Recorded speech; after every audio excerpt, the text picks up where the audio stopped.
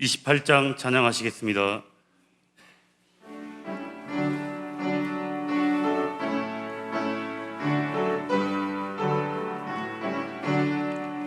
복의 근원 강림하사 찬송하게 하소서.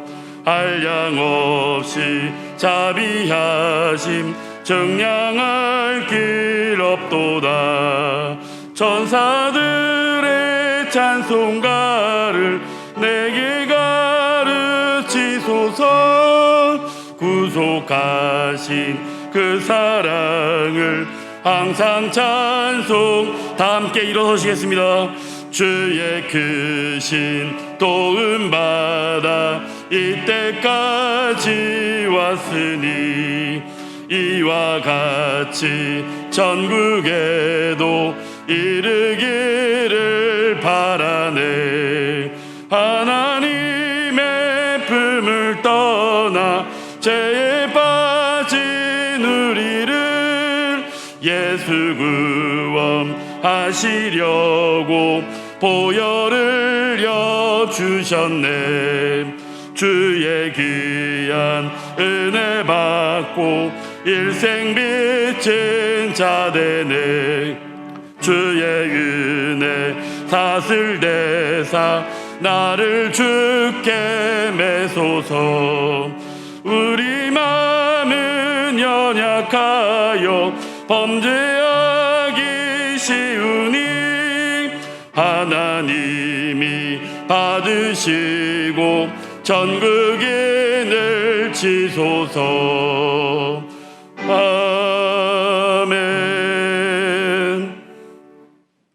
나의 성도들을 내 앞에 모으라. 그들은 제사로 나와 언약한 이들이니라. 하나님은 영이시니 예배하는 자가 영과 진리로 예배할지니라. 아멘.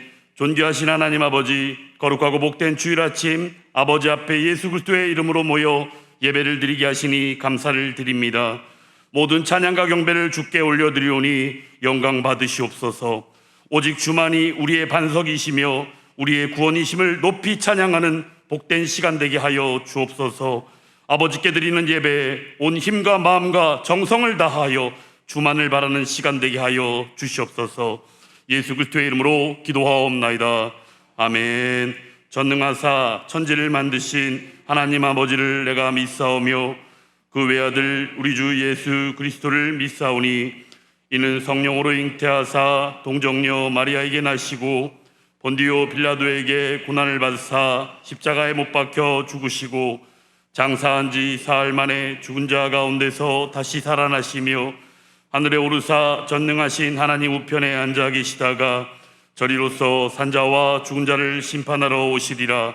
성령을 믿사오며 거룩한 공회와 성도가 서로 교통하는 것과 죄를 사하여 주시는 것과 몸이 다시 사는 것과 영원히 사는 것을 믿사옵나이다. 아멘. 다 함께 자리에 앉으셔서 찬송가 35장으로 하나님께 찬양을 드립니다. 큰 영화로신 주 이곳에 오셔서 이 모인 자들로 주 백성 삼으사 그 중에 항상 계시고 그 중에 항상 계시고 큰 영광 나타내소서. 이 백성 기도와 또 예물 드림이 향내와 같으니 곧 받으옵소서. 주 예수 크신 복음을 주 예수 크신 복음을 만 백성 듣게 하소서. 또 우리 자손들 다 주를 기리고 저 성전 돌같이 기나게 하소서. 주 구원하신 능력을 주 구원하신 능력을 늘 끝날까지 주소서. 주 믿는 만민이 잠질리 지키며 옛 성도들같이 주 찬송하다가 저 천국 보좌 앞에서 저 천국 보좌 앞에서 늘 찬송하게 하소서. 아멘. 찬양과 영광을 받으실 전능하신 하나님 아버지, 거룩하신 아버지의 성호를 찬양합니다. 사망권세 놓였던 저희 죄인들을 사랑하사 독생자 예수 그리스도를 십자가에 내어주시고 피 흘려주심으로 우리의 죄를 사하여 주시고 하나님 아버지의 권세 있는 자녀로 삼아주신 것을 감사합니다. 오늘도 구원받은 하나님의 백성들이 구원에 감사함으로 하나님 아버지 앞에 경배와 찬양으로 나아갑니다. 우리를 받으시고 영광 삼아 주시옵소서.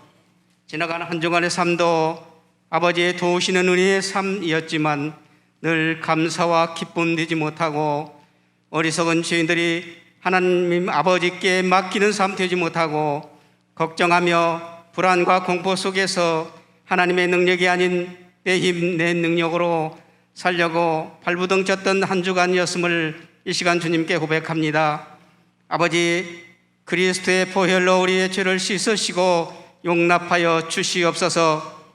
오늘도 주의 주시는 능력으로 새 힘 얻게 하시고 주의 자녀답게 하나님 아버지께 모든 것 맡기는 삶 되게 하여 주시옵소서.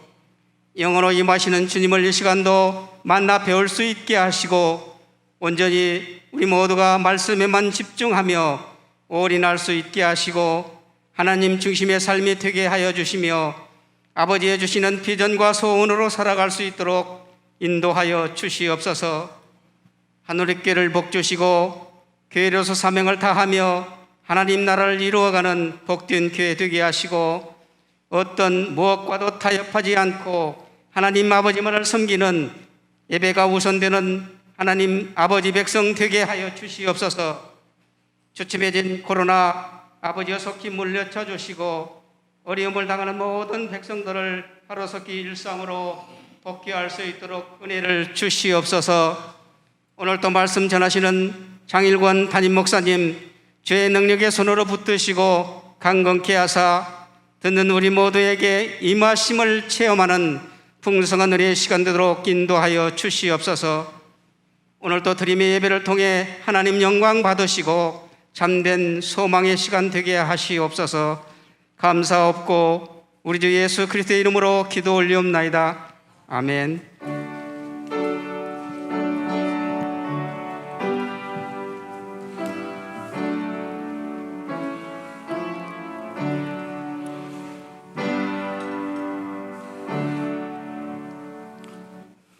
오늘 우리에게 주시는 하나님의 말씀은 마태복음 7장 1절부터 6절까지의 말씀입니다.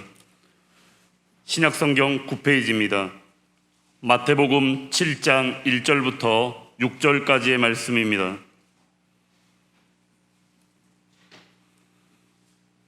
다 찾으셨으면 한 목소리로 함께 합독하도록 하겠습니다. 마태복음 7장 1절부터 6절까지의 말씀입니다. 비판을 받지 아니하려거든 비판하지 말라. 너희가 비판하는 그 비판으로 너희가 비판을 받을 것이요 너희가 헤아리는 그 헤아림으로 너희가 헤아림을 받을 것이니라. 어찌하여 형제의 눈 속에 있는 티는 보고 네 눈 속에 있는 들보는 깨닫지 못하느냐.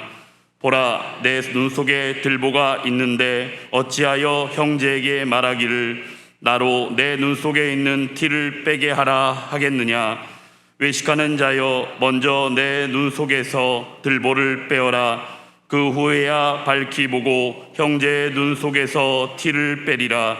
거룩한 것을 개에게 주지 말며 너희 진주를 돼지 앞에 던지지 말라. 그들이 그것을 발로 밟고 돌이켜 너희를 찢어 상하게 할까 염려하라. 아멘. 이제 담임 목사님 나오셔서 하나님 말씀 증거해 주시겠습니다. 제가 오늘 본문 설교를 할 것을 준비해 놓고 드려야 할 말씀이 많아가지고 아무래도 이 본문을 두 주로 설교를 해야 되겠다 생각을 하면서 이제 오늘 말씀 증거할 부분 꼭 하고 싶은 말씀이 있어서 그걸 이제 아침에 마음으로 정리를 한다고 하다 보니까 시간이 지나가지고 이렇게 시간이 됐네 하고는 정신없이 이렇게 달려왔습니다. 제가 요즘 건강이 무척 안 좋아졌어요. 운동을 하면서 열심히 살을 빼고 그러는데 그러다 보니까 당뇨는 잡혀가는데 제가 갑상선이 좀 있잖아요. 기능저하증이 있는데 그것이 아주 굉장히 나빠진 거예요. 너무너무 막 필요했다가 조금 회복되다 하면 또 피곤하고 검사해 보니까 왜 이렇게 됐느냐고 제가 스트레스를 좀 많이 받았어요. 여러분에게 오늘 이제 책이 나와서 책을 나눠드리는데 그게 이제 학적으로 자칫 잘못하면 학자들은 굉장히 예리하잖아요. 비판을 받을 수 있기 때문에 제가 한 40번을 한 100페이지 되는 걸 40번 이상을 제가 다시 쓰고 교수들하고 토론하고 이러면서 이렇게 스트레스를 많이 받은 거예요. 이제 내가 주장하는 부분을 안 받아들이는 이제 대학자들이 이건 좀 그렇다. 왜 그렇습니까? 또 막 싸우고 토론하고 그런 과정 속에서 좀 많이 힘들었던 것 같아요. 정신적으로. 이제 그러다가 우리 기독신문에서 저한테 설교를 신문에 내겠다고 한 3번만 3주만 해달라고 그래서 이제 3주 했고 이제 끝났다 생각을 했는데 또 늦게 연락이 와가지고 또 갑자기 한 주만 더 해달라고. 이 신문은 작은 지면에 이게 딱 맞춰서 글을 써야 돼요. 그리고 시간하고 시간 정해진 거니까 싸워야 되는 거예요. 제일로 그 단명하는 직업인들이 방송 일을 하는 분들이래요. 왜냐하면 시간과 싸워야 되니까. 근데 이제 저는 좀 글을 늘어지게 쓰는 편인데 써놓고 그것을 계속 쳐내야 되니까 한 주에 한 번씩 이렇게 올리는 것을 한 주 동안 계속 글 써놓고 쳐내고 글 써놓고 쳐내고 또 나이가 먹으면 글이 잘 안 써져요. 원래 이제 글재주가 적은데 근데 우리 지금 독자들이 담임 목사들만 13,000-14,000 명 되거든요. 우리 교단이. 부목사들까지 하면 뭐 2-3만 명이 되겠죠. 근데 신문으로만 보는 게 아니라 인터넷으로 신문 나오는 거 다 보잖아요. 신문 찍어 나오기 전에 수요일 날 신문이 나오는데 월요일 날 인터넷으로 우리 젊은 목사들은 다 보는 거예요. 여기저기서 연락을 줘서 이렇게 좋은 설교문을 써줘서 감사하다는 인사도 받아서 흥분도 되지만 엄청 그렇게 긴장을 한 달 동안 또 한 거예요. 사실 이제 어제 아마 유튜브에 여러분들에게 한번 읽어보라고 제가 설교한 설교문이 올라가는데 이번 주 수요일 날 나오는 신문은 예배가 온라인 예배는 성경적이 아니다 하는 설교문을 쓴 거예요. 그리고 반드시 예배는 공동체 예배를 드려야 된다. 그래서 교회를 세운 것이다. 그래서 교회가 예배당이다. 하는 이제 내용으로 설교문을 썼죠. 제가 지난주에 돈에 대해서 설교를 했었죠. 돈이 있어야 된다. 돈 벌어야 된다. 돈을 잘 벌고 잘 관리하고 잘 써야 된다. 그리고 돈과 신앙은 뗄래야 뗄 수 없는 관계에 놓여 있다. 우리 딸이 지난주 설교를 듣고 명절 때 우리 자녀들한테 내가 사과한다고 그러니까 아빠 그때 정식으로 사과 잘하세요. 그렇게 겁을 주어서 사과문을 만들어서 읽어줄까 지금 그런 생각을 하는데 제가 이제 지난주에 돈을 너무 좋아하는 목사라고 하는 얘기를 해서 여기에 대해서 한마디는 해명을 해야 될 것 같아. 이제 이 나이가 드니까 왜 돈이 좋냐면 나는 두 가지 이유 때문에 그래요. 지금 한국교회를 회복시켜야 되겠다고 하는 이 생각을 가진 목사들이 한국교회가 무너진다는 생각들은 다 가지고 있는데 어떻게 회복해야 될 것인가 대안을 찾고 모색하는 목회자가 별로 없어요. 제가 지금 후배가 이번에 총회장 되잖아요. 그리고 이번에 부총회장들 분이 또 저하고 막역한 관계예요. 이분들이 지금 우리 대한예수교 장로회 합동 총회 1년 예산이 250억입니다. 그러니까 250억을 1년 관리하는 예산으로 쓰는 거야. 너무 저는 그게 답답한 거예요. 잘 운영을 하면 150억까지면 충분히 하고 100억 정도는 회사들도 보면은 좋은 프로젝트 개발하려고 연구비를 많이 투자하잖아요. 지금 한국교회가 몰락해 가니까 100억 정도는 투자를 해서 앞으로 5년 후, 10년 후 우리 교회에 준비를 해야 되는데 아무리 제가 얘기해도 듣는 이가 없어요. 제가 돈이 조금 있다고 한다면 내가 시드머니라도 내놓고 몇 억이라도 딱 내놓고 우리 이거 기금 모아서 이거 합시다 하면은 될 텐데 그걸 못 하는 거예요.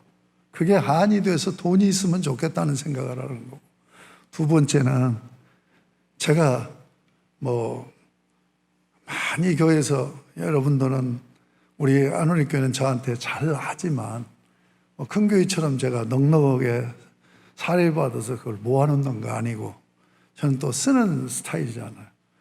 이 은퇴가 가까이 오니까 아무래도 교회 목사가 부담을 주는. 그래서 참 돈이 좀 있으면 은퇴할 때 그냥 전혀 교회에 부담을 안 주고 딱 은퇴해버리면 얼마나 좋을까 하는 이 두 가지 때문에 요즘 돈에 대해서 상당히 예민한 거예요. 그래서 내가 돈이 좋다. 저는 돈을 좋아하는 목사는 아니었는데 그래지더라고요. 그래서 돈을 벌어야 된다. 신앙과 돈은 분리될 수가 없는 관계다. 그저께도 어느 목사님과 같이 얘기를 나누면서 제가 그 얘기를 하니까 공감을 해요. 그러니까 우리가 한 생을 살아가면서 그리스도인은 믿음으로 사는 거잖아요. 그리고 또 한 생을 살면서 돈을 벌고 쓰면서 사는 거예요. 돈이 없이는 관계가 이루어지지 않는 거예요. 믿음과 돈이라는 것은 너무너무 밀접한 관계에 있는 거야. 그런데 믿음과 돈을 함수관계로 생각하지 않고 반비례로 생각하는 거예요. 그런 부분이 너무 안타까운 마음에서 제가 이제 유튜브에 나가니까 우리 젊은 분들도 들을 것 같아서 여기에 한 말씀을 더 합니다. 제가 지난주에 존 리의 주식 투자 장려하는 존 리에 대해서 얘기를 하면서 주식이 뭐냐, 주식 투자해야 된다. 그분의 얘기를 듣고 보니까 그런 얘기를 해놨는데 마무리를 해야 될 것 같아, 그 부분에. 주식 투자, 목사님 주식 투자하라고 하네? 그래. 목사님 설교 들어보니까 진짜 돈에 대해서 예민하고 돈을 벌어야 되겠네? 이 생각을 하고 생각 없이 주식 시장에 뛰어들어서 투직투자하면 큰일 납니다. 이 얘기를 꼭 해드리고 싶은 거예요. 어려운 일일수록 많이 공부를 하고 많이 훈련이 돼야 돼요. 그러지 않고는 안 됩니다.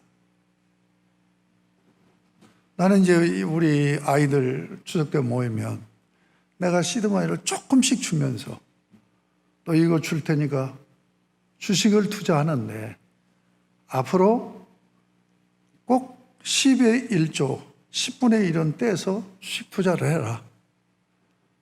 요 부탁을 하려고요. 저는 이제 그런 것 할 필요가 없잖아요. 그래서 저들이 한 50대 이렇게 됐을 때 좀 돈이 있어서 주의 일을 할 수 있게끔 만들어줘야 되지 않느냐.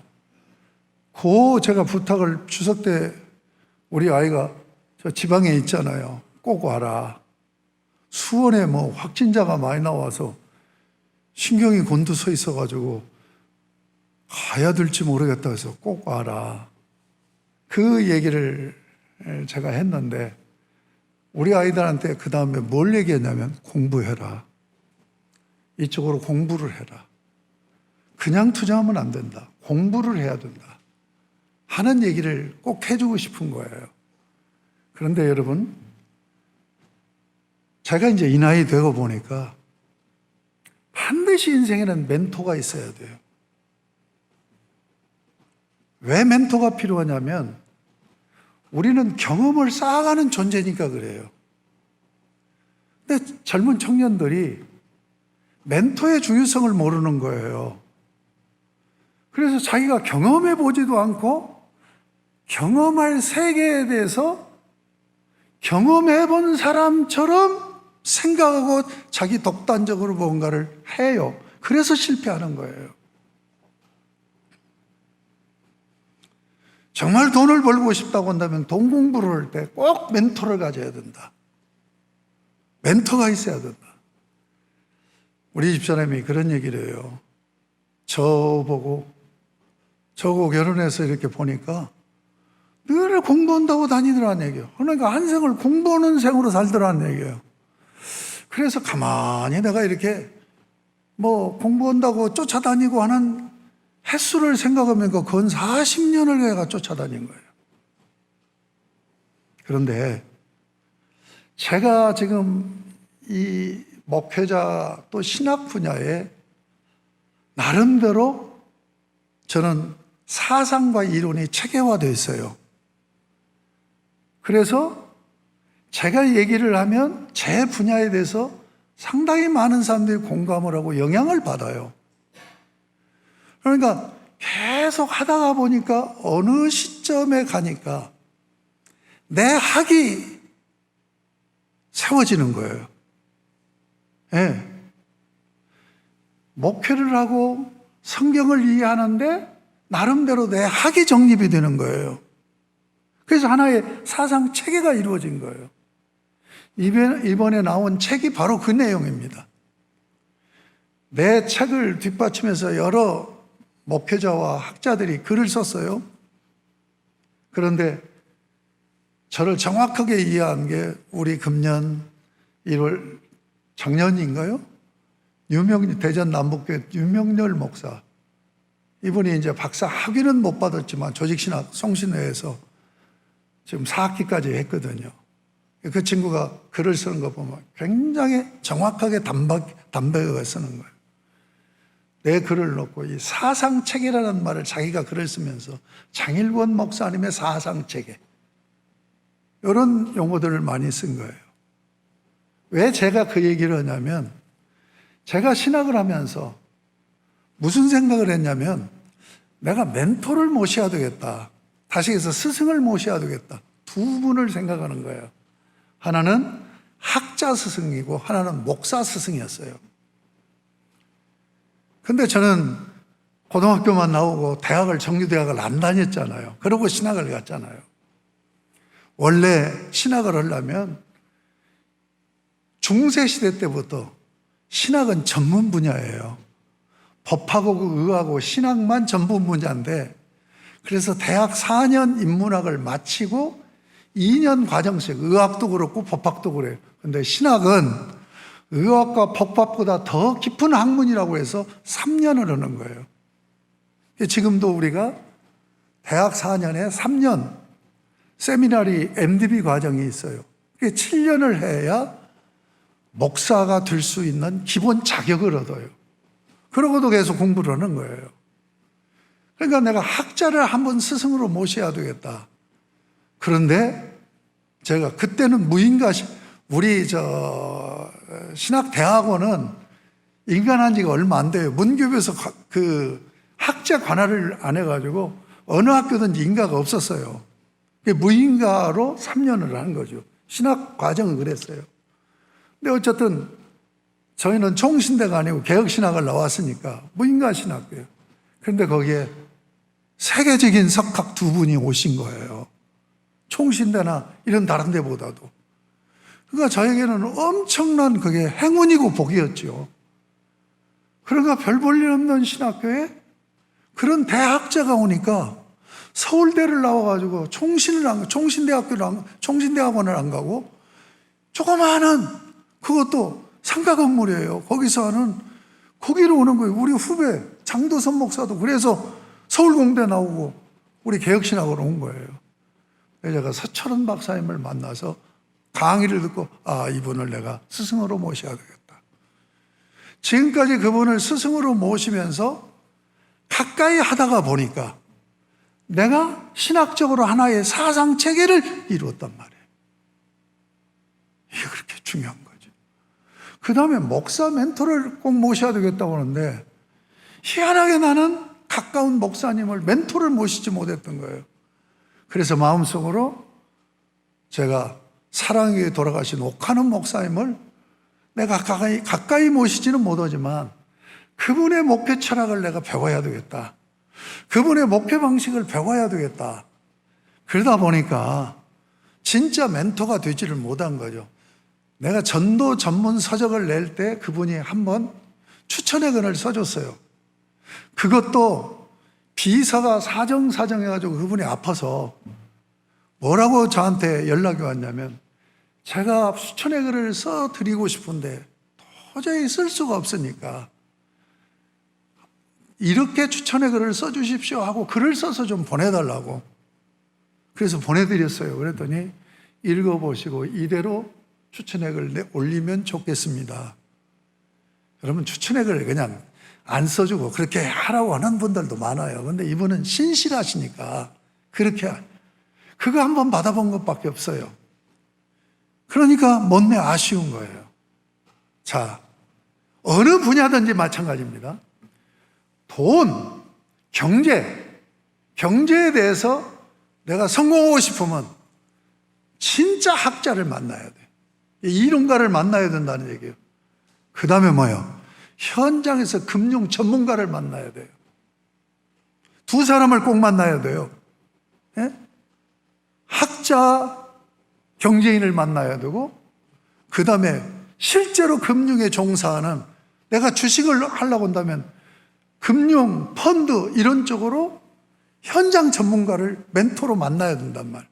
그러니까 항상 내가 정상의 자리에 서려면 두 사람, 이론가, 멘토가 있어야 되고 삶의 현장에서 실제로 적용하고 운영할 수 있는 전문가를 만나야 된단 말이에요. 나는 학자 전문가를 만났어요. 그런데 현장에서 목회하는 데 도움을 주는 목사 전문가는 멘토로 가까이 모시지를 못한 거야. 그러니까 이만큼밖에 목회를 못하는 거예요. 이것은 제 얘기만 아니라 어느 분야든지 다 마찬가지입니다.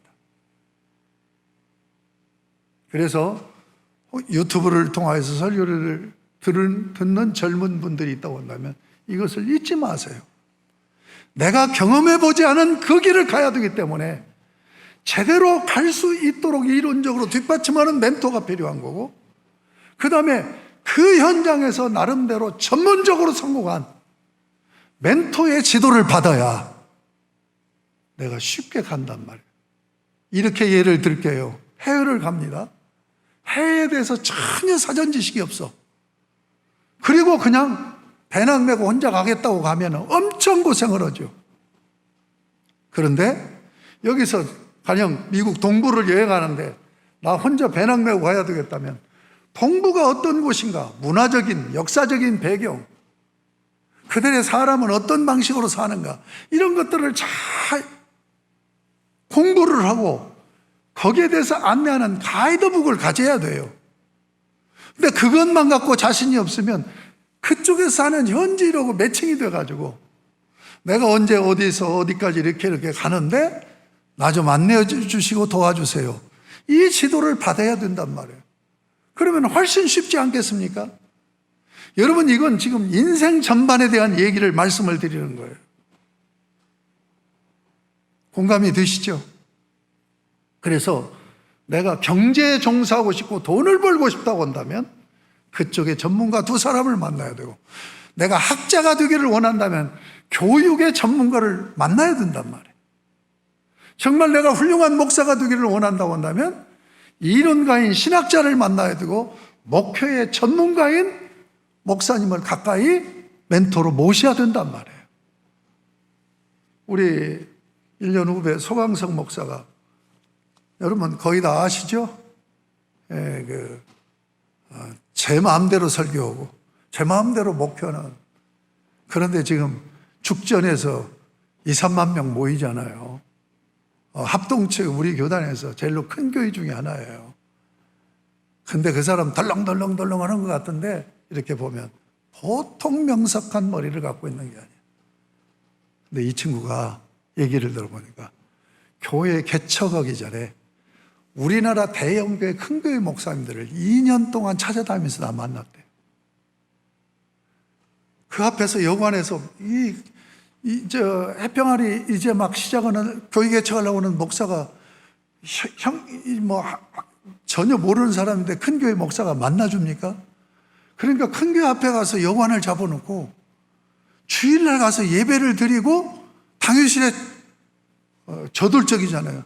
찾아 들어가서 목회 어떻게 하면 잘할 수 있습니까? 2년 동안을 그러고 다녔다는 거예요. 그러니까 목사로서 훌륭한 멘토를 가까이 모실 수 있는 형편이 못 되니까 그걸 한 거예요. 근데 이 친구가 학교 다닐 때부터 공부를 하는 거야. 그리고 조영규 목사님 흉내만 냈대요.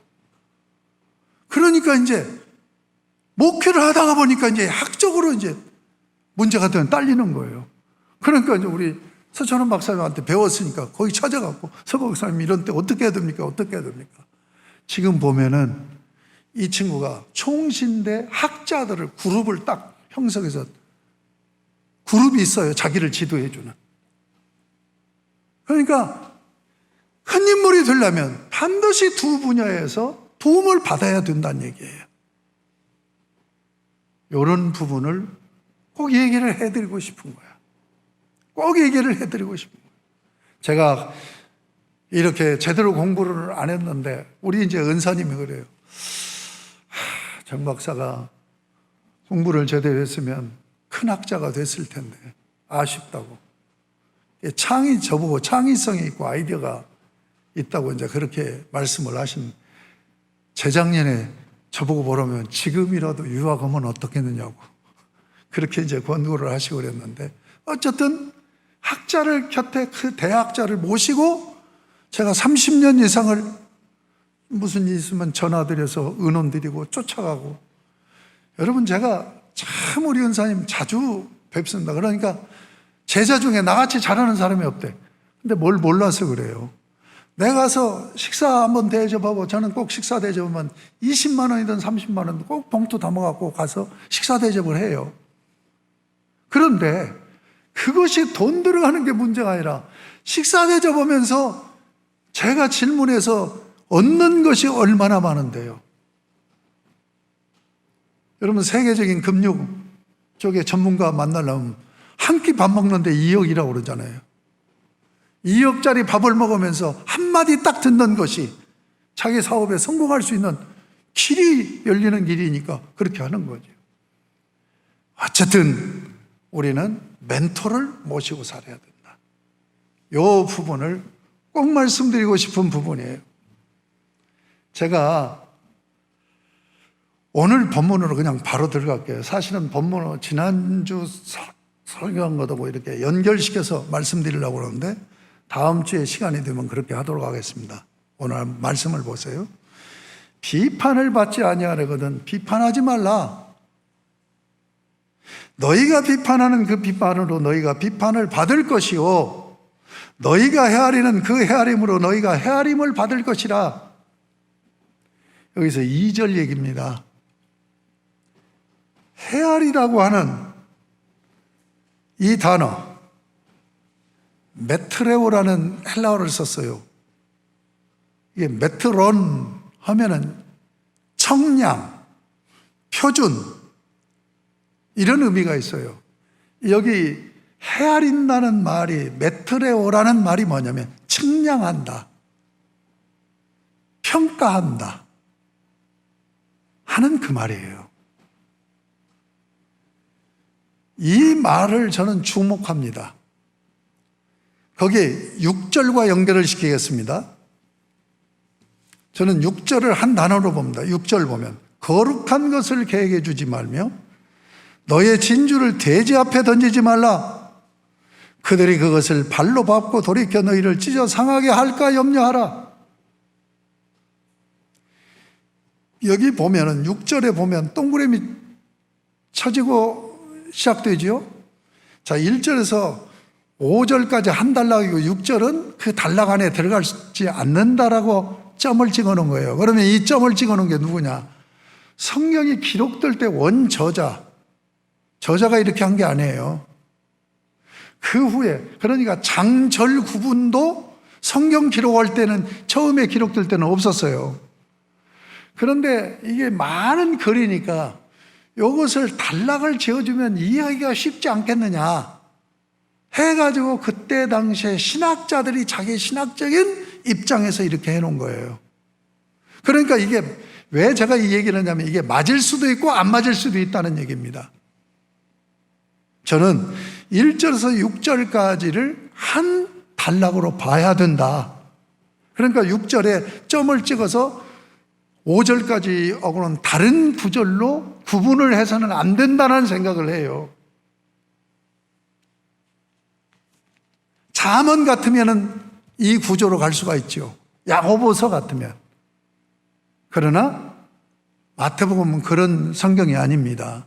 잠언과 같은 그저 명언이나 교훈이 아니란 말이에요. 그러니까 단락이 1절에서 6절까지로 단락을 지어야 된다면 그러면 2절과 6절을 연결시킵니다. 자, 2절을 다시 봅니다. 너희가 비판하는 그 비판으로 2절을 얘기하는 건 너희가 비판을 받을 것이요. 거기 그 다음 얘기예요. 너희가 헤아리는 그 헤아림으로 너희가 헤아림을 받을 것이나 비판하지 말라 해놓고 헤아림이라는 용어를 쓴단 말이에요. 헤아림이라는 용어가 뭐예요? 측량한다는 얘기예요. 평가한다는 얘기예요. 치수를 얘기하는 거예요. 치수. 그러니까 이제 이런 말이에요. 실제로 적용하면 비판할 때 자세히 하나도 안 빼놓고 뜯어가지고 뭐가 문제가 있는가를 찝어낸다는 그런 의미로 적용할 수가 있죠. 자, 이렇게 할 사람이 있다는 얘기예요. 이렇게 나름대로 사람으로서 할 자격이 그나마나 자격이 주어지는 사람이 있다면 그 사람이 어떤 사람이냐? 전문가라는 얘기예요. 그래서 제가 설교 제목을 뭐라고 그러겠어요? 주관적 판단을 유보하라고 그랬어요. 내가 그 분야 전문가가 아니야. 그런데 너무 쉽게 판단을 한단 말이에요. 내가 전문가가 아닌데 너무 쉽게 판단하는 거예요. 예? 그 얘기입니다. 전문성이에요. 적어도 신학하면은 가령 우리 서천원 박사님이 이번에도 WEA에 우리 합동교단이 가입해야 되느냐 말아야 되느냐 해가지고 CFC 방송국을 하는 그 송삼용 목사라고 친구가 있어요. 이 친구가 서 박사님 모시고 이 WEA를 어떻게 보십니까? 그분이 얘기하는 얘기가 최고의 전문가니까. 지금 우리 한국신학교에서는 그분이 최고의 전문가니까 그분은 판단할 수가 있단 말. 이 헤아림이라는 말이 그 말이란 말이에요. 아시겠습니까? 자, 6절 보세요. 거룩한 것을 개에게 주지 말며 너희 준지를 돼지 앞에 던지지 말라. 무슨 얘기를 하는 겁니까? 분별하라는 거예요. 분별하라는 거예요. 여러분 지금 받지 아니하거든 비판하지 말라.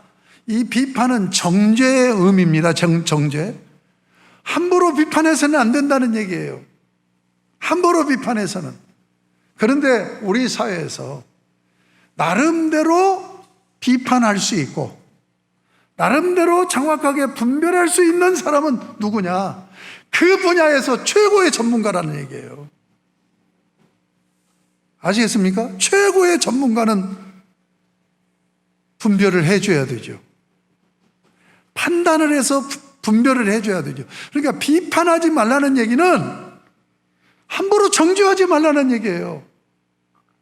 네가 이 분야에서 최고의 전문가라고 한다면 분별해서 그분이 말한 얘기, 그분이 하는 행동에 대해서 이건 이렇습니다 라고 말해줘야 그 당사자들도 깨달을 수 있고 주변 사람도 그분 이것은 이렇구나 라고 알 수 있지 않겠습니까? 그런 전문가는 필요하다는 얘기예요. 여러분, 그러니까 여기서 얘기는 비판은 정죄란 말이에요. 정죄와 분별과는 다른 얘기라는 얘기예요. 우리는 분별할 수 있어야 돼요. 분별하는 판단을 얘기하는 겁니다. 그래서 교육을 하는 거예요. 여러분, 교육이 뭡니까? 교육이 뭐예요?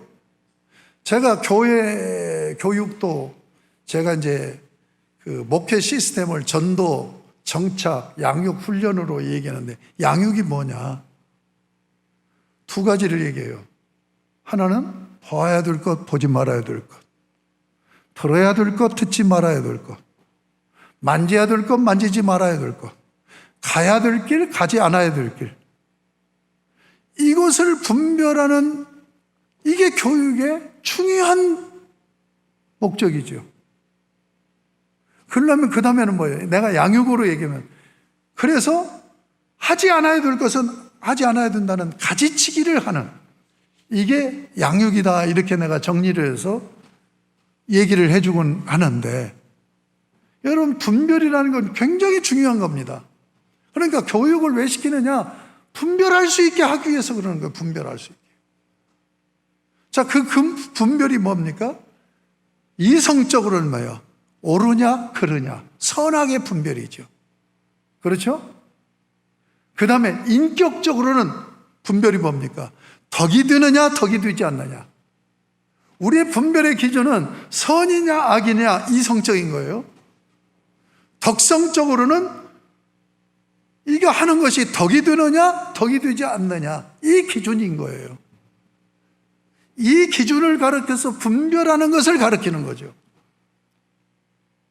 그러므로 우리에게 뭐가 필요합니까? 지혜가 필요한 거예요. 여러분, 지식과 지혜를 어떻게 이해합니까? 지식이라고 하는 것은 습득하는 거예요. 습득이에요. 습득한 것을 활용하는 게 지혜입니다. 지혜는 분별력이에요. 판단 능력이에요. 처리 능력이에요. 그러니까 우리가 교육을 통하여서 지식을 배우고 이 지식을 쌓아야 분별을 할 수 있는 그것이 형성이 되는 거예요. 그래서 내가 쌓은 지식으로 정확하게 분별하는 지혜를 터득해야 되는 거예요. 그런데 지식은 가지고 있는데 지혜가 없는 사람이 있어요. 지혜롭게 노는데 지식이 없는 사람이 있어요. 그래서 두 가지를 겸해야 된다는 얘기. 제가 멘토를 둘을 얘기했잖아요. 지식을 얘기하는 것은 이론적인 전문가예요. 지혜를 제공하는 자는 현장에 있는 전문가입니다. 그러니까 지식과 지혜를 갖춰야 된단 말이에요. 우리가 신앙생활도 마찬가지고 모든 삶이 그렇단 말이에요. 자, 그것을 전제하고 비판하지 말라고 얘기할 때 제가 설교 제목을 뭐예요? 주관적인 판단을 유보하라는 얘기는 내가 그 정도의 경제에 이르지 않았다고 할 때는 내가 공적으로 나서서 이건 이래 저건 저래 라고 함부로 말해서는 안 된다는 얘기예요. 만약에 그렇게 말할 때는 굉장히 다른 사람에게 영향을 입히거든요. 그러면 내가 잘못 분별하는 법을 가르친다든지 이렇게 해야 하고 내가 이건 이래 라고 얘기해서 잘못해버리면 잘못된 영향을 공동체에 엄청나게 입혀버리는 거란 말이에요. 그러니까 우리가 분별을 하는 능력, 판단하는 능력이 중요하지만 이것을 내가 공적으로 공동체 앞에서 이건 이래 저건 저래 라고 함부로 말해서는 안 된다는 얘기예요. 내가 그 경지에 누구든지 공동체 사람들이 내 얘기를 듣고 내가 분별해주고 내 지혜로 얘기를 했을 때 선한 영향을 받을 수 있는 자리에 서 있을 때는 그걸 하라는 얘기예요. 그렇지 않고는 혼자만 생각하는 거예요. 아시겠습니까? 나쁜 영향을 미칠 수가 있어요. 얼마나 조심해야 되는가.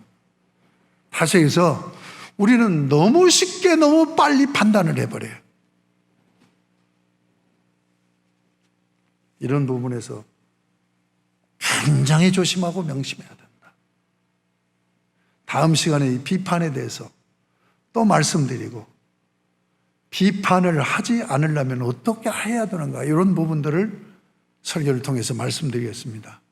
오늘 들어가는 인문으로 말씀드렸는데 판단 유보하세요. 우리는 너무 쉽게 판단을 해요.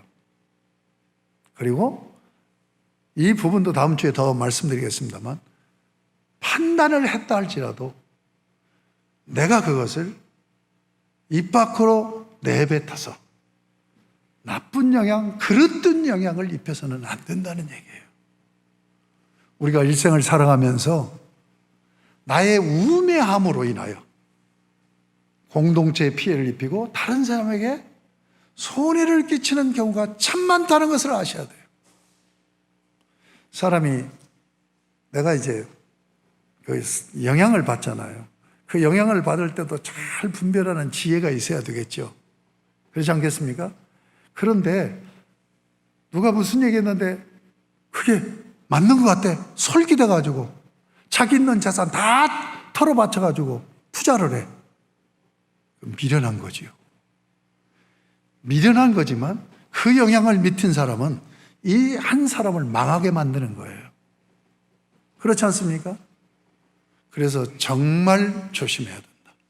정말 판단 유보를 해야 되고 또 내가 어떤 판단이 선다 할지라도 확실하게 다른 내 주변 사람들에게 선한 영향력을 입힐 수 있는 것인가를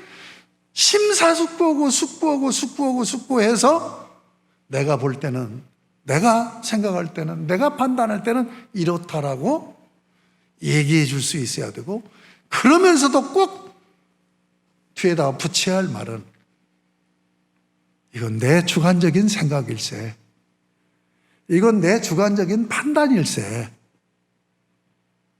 내 얘기를 참고로 삼고 깊이 생각하고 헤아려 보게 하는 얘기를 꼭 덧붙여야 된다 하는 것을 말씀드리고 싶어요. 공감이 되십니까? 예. 그래서 우리 그리스도인들은 선한 영향을 입혀야 되는 사람들이잖아요. 우리 인간은 먼지를 일으키든지 향기를 날리든지 둘 중에 하나입니다. 예? 그냥 사는 존재는 없어요. 인간은 삶의 족적에 그 사람이 어떤 큰 일을 했느냐 못했느냐를 떠나서 영향을 입히게 돼 있단 말이에요. 우리 그리스도인들은 이 부분에서 정말로 삼가 조심해서 비판은 아예 생각도 마셔야 되고 분별하고 판단하는 것도 정말 조심해서 할 수 있으면 내가 정확하게 헤아리지 못하면 유보해라, 판단하는 것을.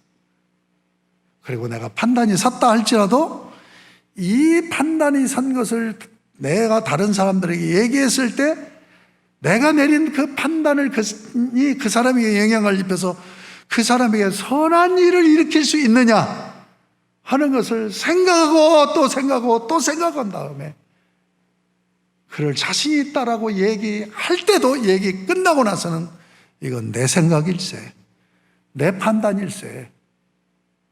다시 한번 내 생각이나 내 판단을 마음에 두고 곰곰이 생각하고 또 생각하면서 정말 실수 없이 좋은 선택을 하기를 바라네 하는 그런 자리에 서서 선악력을 영향력을 입힌다면 하나님께는 영광이 되어지고 여러분들 스스로도 성숙한 그리스도인으로 자라게 되고 그리고 타인들에게 좋은 선한 영향을 입혀서 존경받는 자리에 서게 될 줄로 믿습니다. 그러니까 오늘 설교의 내용은 비판이 아니라 뭐예요? 분별이라는 거예요. 왜 분별이 중요합니까? 우리 인생은 선택하는 인생이기 때문에 그래요. 선택을 하지 않는다고 한다면 우리가 그런 게 필요가 없습니다. 우리는 인격적인 존재이기 때문에 내가 자율적으로 내가 선택을 하면서 사는 거예요. 우리 인생은 끝없이 갈림길에 서 있는 거예요. 거기서 내가 어느 쪽으로 가느냐 하는 선택의 기로에 서 있는 존재이기 때문에 인격적인 존재이기 때문에 내가 내 삶을 선택해서 만들어 나가야 되는 거예요. 아시겠습니까? 그렇기 때문에 분별하는 지혜가 있어야 된다. 그래서 열심히 공부하고 지식을 습득하여서 그 지식을 가지고 지혜로 사용할 수 있는 능력을 배양할 뿐만 아니라 이런 일을 잘 할 수 있는 최고의 경제 이론 전문가를 멘토로 모시면서 그렇게 살아나가면 여러분들이 참 존경받는 그리스도인으로 서가게 될 줄로 믿습니다.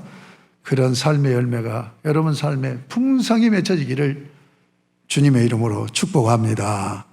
아멘. 하나님 아버지 감사합니다. 이 중에 삶의 참 노년기로 접어드는 언저리에 서서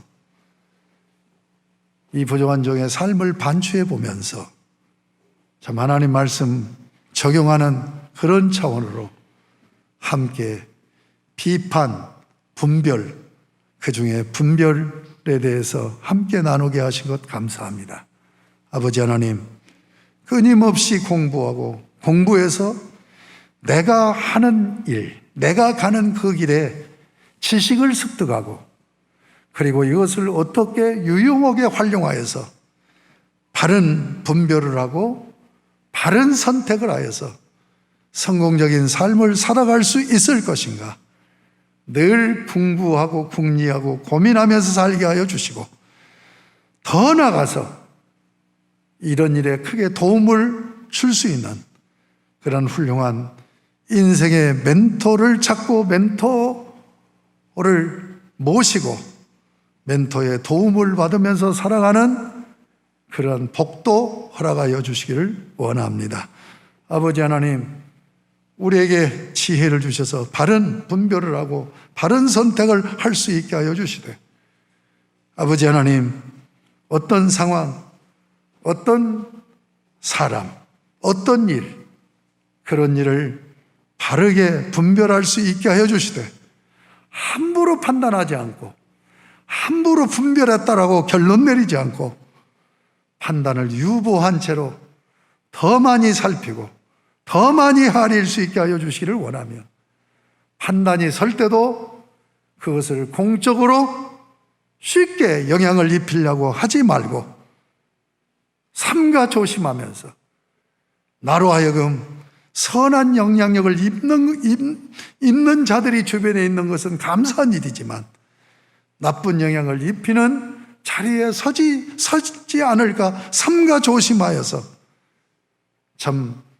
내가 어떤 마음의 판단이 있어도 함부로 얘기하지 않냐고 조심스럽게 정말로 그를 위해서 도움을 주기 위해서 권고할 때도 마지막 말은 이것은 내 생각이고 내 판단일세 라고 분명히 내 주관적인 것을 확인시켜주는 그런 지혜로운 처세를 할 수 있는 저희들이 신앙생활이 되게 하여 주셔서 이런 신앙생활을 통해서 하나님께는 영광이 되고 나는 성숙해져 가고 내 주변 사람들로부터 영향력을 입히는 존경받는 신앙생활이 되어질 수 있도록 주님 복을 베풀어 주시옵소서.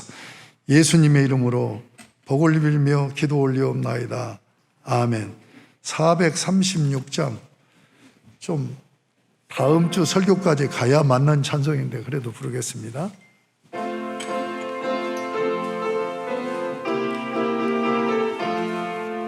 나 이제 주님의 새 생명 얻은 몸 내 것은 지나고 새 사람이로다.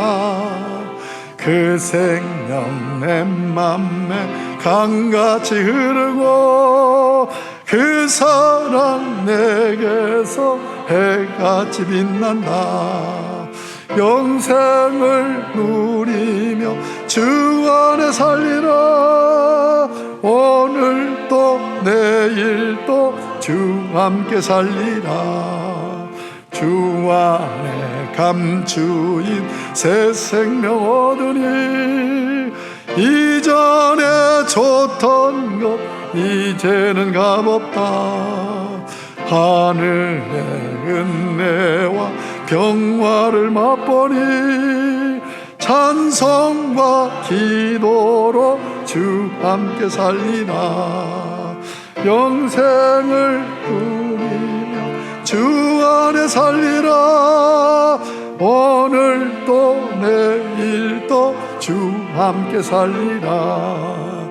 산천도 조목도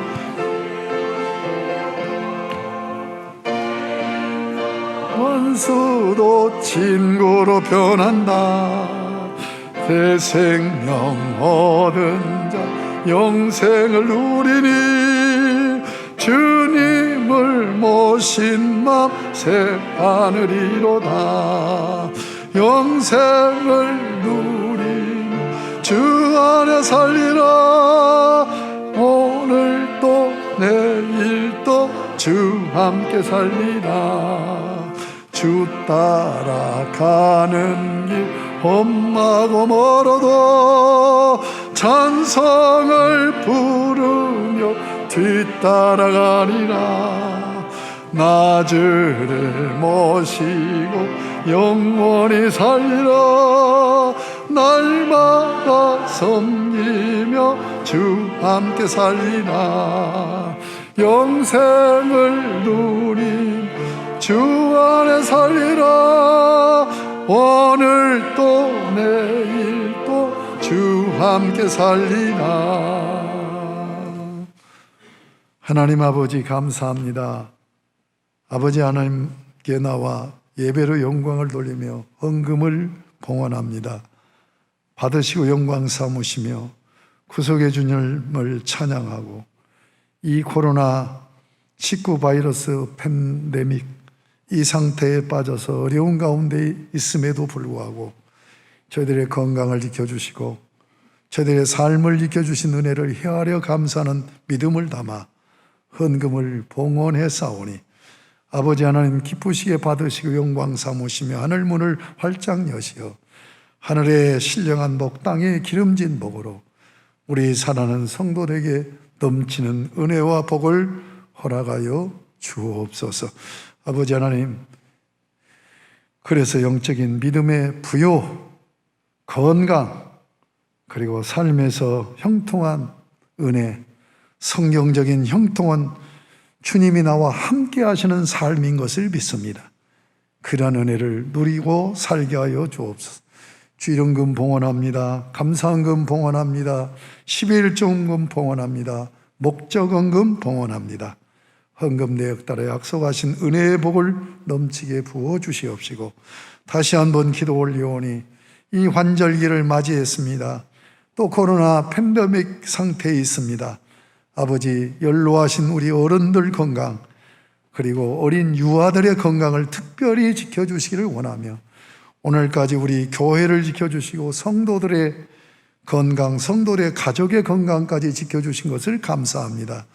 코로나로 고통받는 우리의 가족이 없게 하신 것 감사합니다. 계속해서 지켜주옵소서. 아버지, 어속히 우리 교회가 회복되게 하시고 또 우리 한국교회가 회복되게 하시고 이 사회가 팬데믹에서 벗어날 수 있는 은혜와 복을 허락하여 주옵소서. 우리 성도들 가운데 이식 수술 환자가 있습니다. 또 우리 성도 가족 가운데 또 암 수술 예정 환자가 있습니다. 아버지 하나님, 또 여러 가지 또 작은 수술이지만 수술도 받고 또 심상 수술 받은 유아도 있습니다. 하나님 아버지, 지키시옵소서, 은혜 주시옵소서, 회복시켜 주시옵소서, 치유하여 주시옵소서. 예수님의 이름으로 간절히 축복하며 봉헌 기도 올리옵나이다. 아멘. 정상적으로 예배가 회복됐는데 300명 이상 교회는 50명 이렇게 앉아서 예배를 드릴 수 있게 공권력에서 허락을 해줬는데, 사실은 공권력에서 문제가 뭐냐면 예배 드려라 말아라는 할 수가 없어요. 이건 종교의 자유 헌법을 침해하는 겁니다. 그래서 교회 뭐 몇 명으로 이렇게 정해주고 이런 것도 있을 수가 없는 겁니다. 그래서 지금 우리 교단 일부 목사들이 총회 회관 앞에 가서 교단 지도자들이 왜 꿀먹은 덩어리처럼 이렇게 종교적인 공권력의 과잉으로 나오는 데 대해서 한마디 얘기하지 못하느냐. 이게 뭐 흘러가는 얘기는 이 정부로부터 이 대형 교회들이 꼬리 잡혀가지고 꼼짝을 못한다는 얘기도 있는데 모르겠습니다만은 어쨌든 그래요. 기도 많이 하시고 정상적인 예배를 지금 9개월째 못 드리고 있잖아요. 우리가 예배 회복이 온전히 이루어져서 신앙생활 좀 들어가려고 신앙이 생기려고 하던 사람들이 다 지금 주저앉아 있는데 기도 많이 하시면서 특별히 여러분, 예배는 전부 나와서 비대면 예배는 이거 아닙니다. 성경적이 아닙니다. 성경적이 아니고 반드시 가정 예배가 아니라 공동체 예배를 드려야 됩니다. 그러니까 예배 드리러 나올 때 여러분들이, 제가 문자 날렸죠. 내가 나와서 확진자 생길 것 같다면 이분은 나오시면 안 되고, 정말로 건강이 안 좋은 분, 이런 분을 제외하고는 다 나오세요. 다 나오시는데 조심은 하셔야 돼요. 그래서 방역에 철저히 여러분들이 협력을 하시고, 또 교회, 사실은 교회보다도 사회생활 부분이 훨씬, 우리는 주일날 한 번만 나와서 만나고 헤어지잖아요. 한 주간을 사회생활 하는데 사회생활 할 때는 정말로 방역에 최선을 다해서 내가 잘못함으로 내가, 내 가족이, 그리고 내 이웃이 크게 피해를 입고 나라가 엄청난 어려움에 겪게 되니까 여러분들이 정말 조심을 하셨으면 좋겠다는 생각이 되어집니다. 제자훈련식 성경 공부 개강이 뭐 연계됐지만 추석 지나고는 바로 온라인으로 한 달에 한 번 정도는 교회에서 모이는 식으로 해서 시작을 하려고 합니다. 임직을 위한 공동회의가 사실 다 모이지를 못하니까 좀 연기가 돼서 빨리 이게 좀 지나서 우리 교회 목회 일정이 정상적으로 소화됐으면 좋겠습니다. 내일 우리는 교단이 크기 때문에 월요일 날 모여서 새벽, 낮, 밤까지 해요. 어떤 때는 밤 11시 반까지 회의를 합니다. 그것이 금요일 날까지 가요. 5일간. 근데 이번에는 그렇게 할 수가 없어가지고 지금 전국에 34군데를 정해가지고 모입니다. 우리 교회에서 이제 노회에서 총대가 나갑니다. 근데 우리 교회에서는 저하고 우리 김문길 장로님이 우리 노회 분호의장이에요.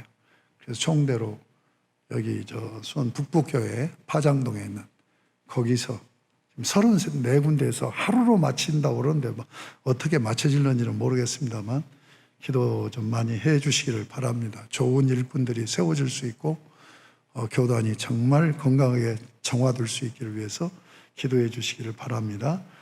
그리고 수술 환우 앞으로 수술 받을 분 이런 분들을 위해서 여러분들이 끊임없이 기도해 주면 좋겠습니다. 그 다음에 책이 드디어 나왔습니다.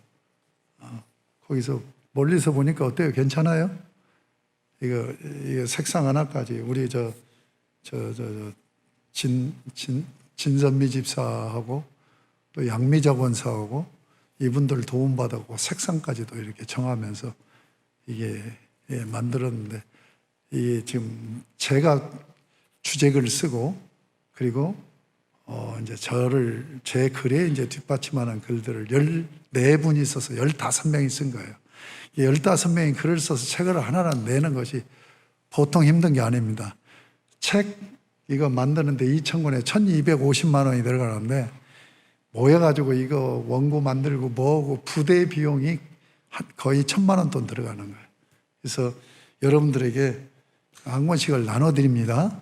지난번에 헌금했잖아요. 헌금 참여하시는 분, 못 하신 분은 이 책 가져가시고 책값들 내세요. 저 다음 주에 여기 헌금 바구니에다 내시면 돼. 여러분이 내셔갖고 지난번에 300만 원이 들어왔어요.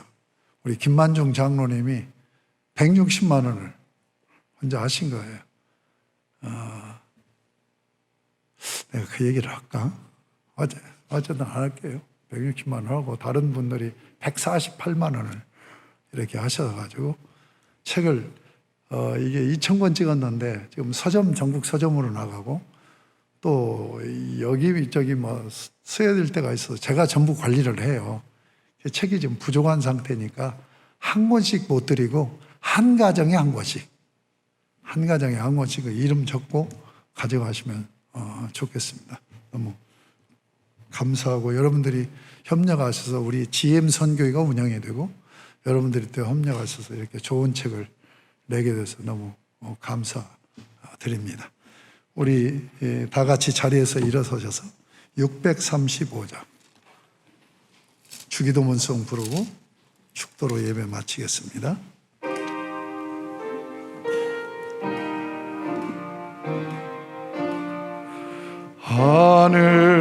하늘에 계신 아버지 이름 거룩하사 주님 나라 임하시고 뜻이 이루어지다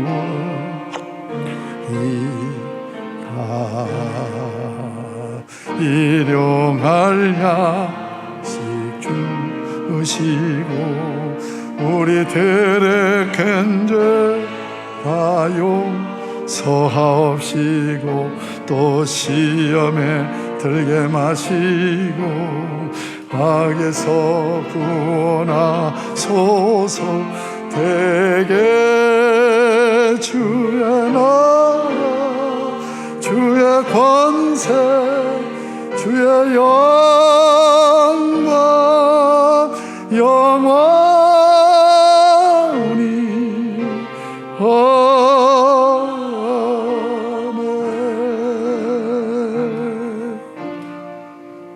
우리 주 예수 그리스도의 십자가 구속의 은혜와 하나님 아버지의 그 크신 사랑하심과 성령님의 교통하심이 찬미의 제사로 영광을 올리고 가정과 사회를 향하여 나아가는 우리 사랑하는 성도들의 심령 발걸음 그리고 건강 위에 우리 성도들의 가정, 가족, 자녀, 가문 위에 저들의 삶의 터전인 직장과 사업장 그리고 생활하는 범사 그리고 관계하는 모든 관계 위에 그리고 꿈과 비전 위에 이제로부터 영원토록 항상 함께 계실지어다. 아멘.